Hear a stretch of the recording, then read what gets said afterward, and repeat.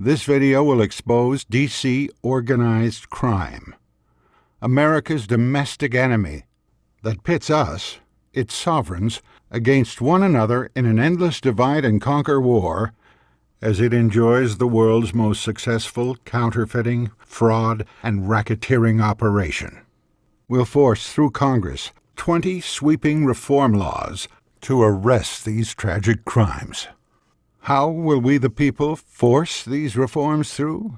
We will introduce the indictment engine, the long-overdue enforcement mechanism for the U.S. Constitution that, unlike elections, does not require majorities. Requiring less than 1% of the population, the indictment engine is a peaceful, practical, perpetual mechanism to arrest DC organized crime. Americans wonder, do we the people have the authority to enforce the Constitution? Indeed we do. Americans won that power only after much blood and sacrifice. Yet the U.S. Constitution is no mere parchment tradition. It is the highest law in America. Its first 3 words make clear that we the people are the creators of federal government. Popular sovereignty means that we the people are America's apex sovereigns, the highest level of American government. The next lower level of government is the sovereign states. Seen as a contract, the people in the states were the parties to the Constitution. Finally, the lowest level of the American government is the federal servant that we the people created, defined, and limited in our highest law. Every American attorney and judge must honor this law. Yet the media, Washington, D.C., our schools and federal courts teach precisely the opposite. The Founding Fathers were very clear. The American people are the ultimate power over government. The basis of our political system is the right of the people to make and to alter their constitutions of government. The Constitution is not an instrument for the government to restrain the people. It is an instrument for the people to restrain the government, lest it come to dominate our lives and interests.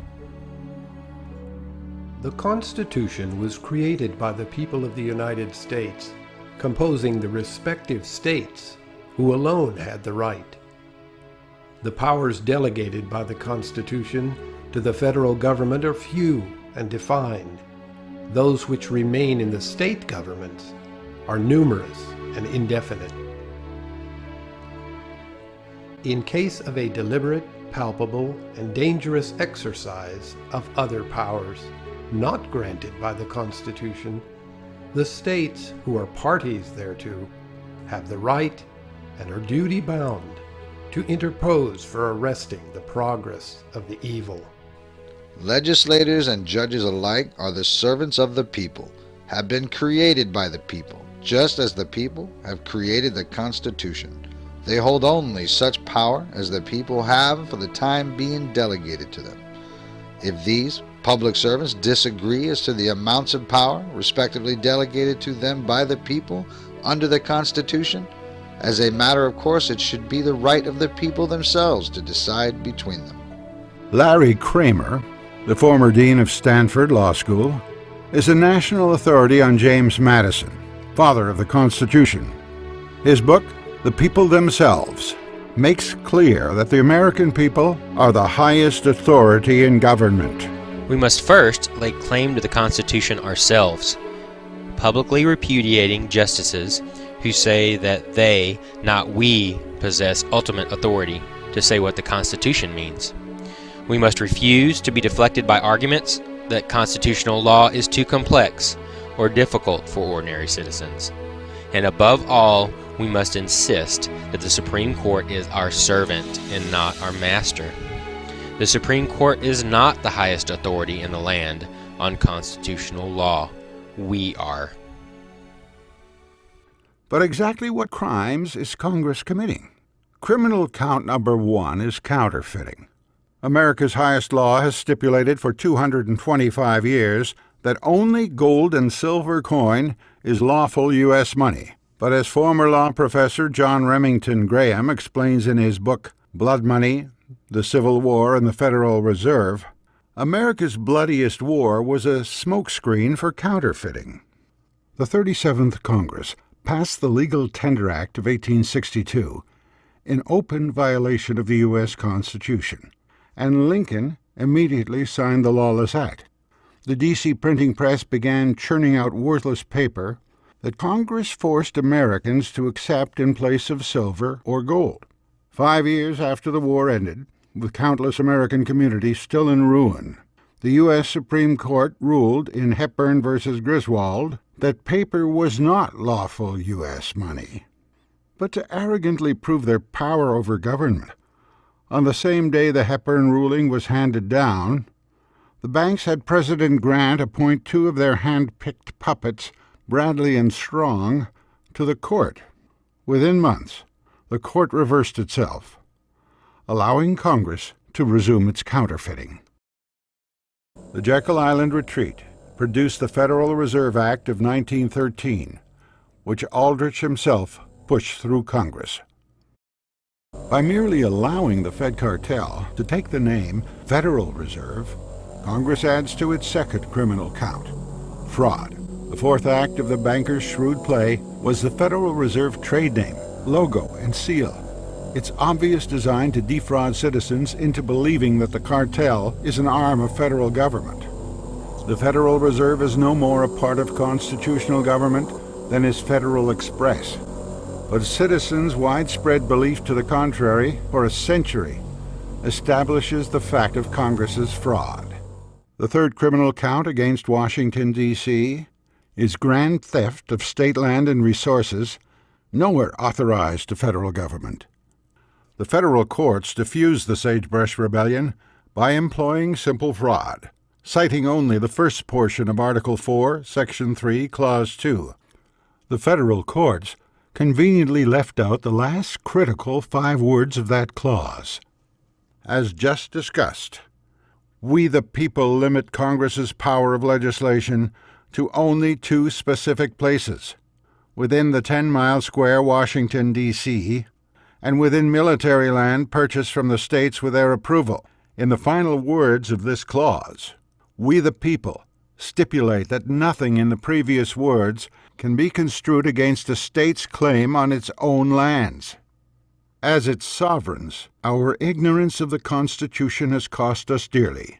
Today, although Utah and a handful of other western states are attempting to evict the federal squatter from their public lands, Washington, D.C. still occupies over 640 million acres of sovereign state land. The fourth criminal count against Congress is international racketeering. We have seen how the Fed cartel took over Congress's counterfeiting operation in 1913, foisting it on the world 30 years later in alliance with the military industry. Now let us consider that industry itself. In Lincoln's era, Washington, D.C. put its new military boot down on these sovereign states. A generation later, that military would begin to be used for foreign plunder. A multi-million-dollar bonanza for American industry, all for the cost of sinking one ship. In exchange for a $20 million payment, Spain handed over control of Cuba, Puerto Rico, Guam, and the Philippines to the military-industrial complex, using the name of the American people. Over a 120-year period, the banking, military, and oil industries convinced presidents and Congress to send young Americans to invade, occupy, and capture over 40 countries in our name, all in open violation of the U.S. Constitution. Congress's fifth criminal count is domestic racketeering. We the people delegated only 17 services to our federal servant. From those 17, Congress has used the general welfare and interstate commerce clauses and many other fraudulent devices to spawn hundreds of billion-dollar agencies, bureaus, departments, programs, and regulatory bodies, each with its own bureaucracy and budget, expanding annually in a web of self-perpetuating waste, fraud, and abuse. These agencies and bureaus recruit millions of Americans into the bottom of the racketeering operation through family welfare handouts, while Congress and the executive branch feed their masters from the top end through corporate welfare handouts. Industry, bureaucracy, and politicians coexist in fascist alliance, feeding off the productive citizens while breeding generations of parasitic citizens, all the while convincing taxpayers that our only remedy is more electoral politics. For decades, both parties in Congress have refused to enforce our borders, finding irresistible the millions of new parasitic citizens who will vote them back into office for a lifetime. This powerful combination of industries has controlled Congress and has sucked the lifeblood out of the American taxpayer and small business for over a century, joined by a ballooning welfare state that now threatens total collapse of the American economy. Congress's sixth criminal count is extortion. Congress's IRS operation destroys countless American lives, marriages, and businesses each year. The seventh count against Congress is its daily violations of the Fourth Amendment. As with other crimes, there is a veritable library of well-documented books detailing how our federal servants read our emails, record and store our telephone conversations, track our travels and purchases, and more, all in total violation of our highest law. Now more intrusive than agents in the former Soviet Union, the swarm of federal alphabet agencies has transformed America into an Orwellian police state. But Americans have no way to arrest the crimes. Ending this massive organized crime is the mission to recruit, train, support, and organize the American people to begin enforcing the U.S. Constitution against the criminal element in the U.S. Congress.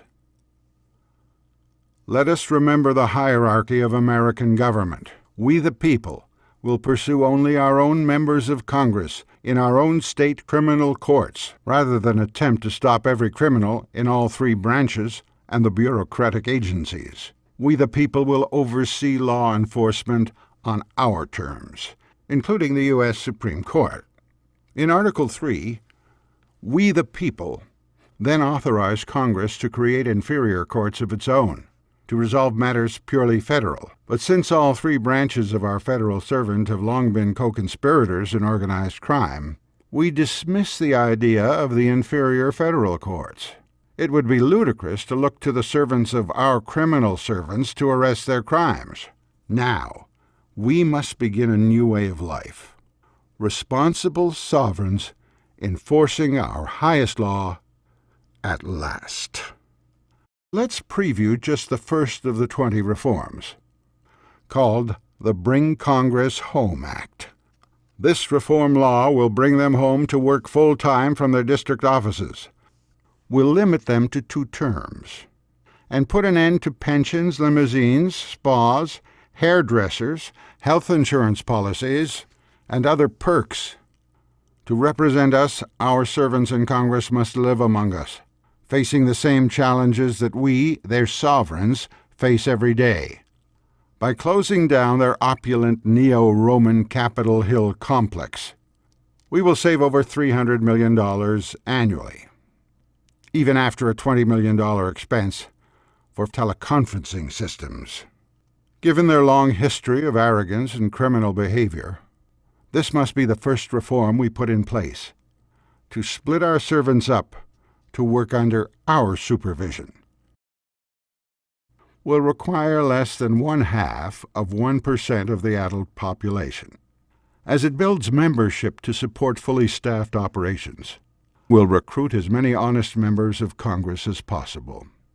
Then we'll launch the indictment engine, with 3 identical cases in 2 large states, so that even if a prosecutor, judge, or grand jury is paid off or intimidated, 2 courts will remain to hear the same historic cases in the state in the same calendar period.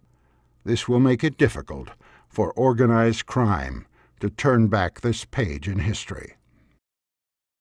If we the people fail to act, organized crime will continue to act, ever more ruthlessly, and our children will have no more hope of liberty, privacy, and property than the people of Russia, China, Mexico, or Afghanistan.